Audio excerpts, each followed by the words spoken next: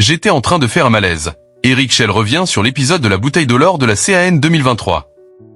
Dans le podcast After Afrique, ce lundi 9 février, Eric Schell, sélectionneur du Nigeria, est revenu sur le célèbre épisode de la bouteille d'eau qu'on lui a versée sur la tête lors du quart de finale de la CAN 2023 entre la Côte d'Ivoire et le Mali, qu'il dirigeait à l'époque.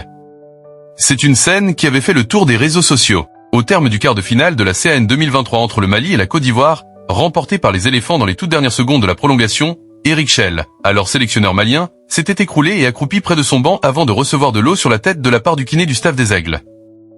De l'eau sur la tête pour rester éveillé. Invité de l'After Afrique, le désormais sélectionneur du Nigeria, troisième de la CAN 2025, est revenu sur ce fameux épisode qui lui a valu le surnom de « Waterman ». Après le match, j'ai besoin de souffler. J'étais en train de faire un malaise, a-t-il expliqué.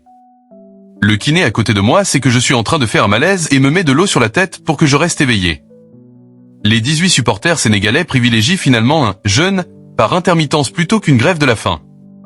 Atteint en réalité d'une fibrillation auriculaire un peu plus tôt pendant la préparation de la CAN, Schell avait serré les dents pendant toute la compétition avec un cœur à 200 pulsations tout le temps. Suivi, sous cachet et pris de malaise, l'ex-entraîneur de Martigues avait été opéré à son retour de la Coupe d'Afrique des Nations.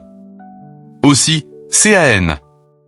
Les 18 supporters sénégalais privilégient finalement un « jeûne » par intermittence plutôt qu'une grève de la faim. Atteint en réalité d'une fibrillation auriculaire un peu plus tôt pendant la préparation de la CAN, Schell avait serré les dents pendant toute la compétition avec un cœur à 200 pulsations tout le temps. Suivi, sous cachet et pris de malaise, l'ex-entraîneur de Martigues avait été opéré à son retour de la Coupe d'Afrique des Nations.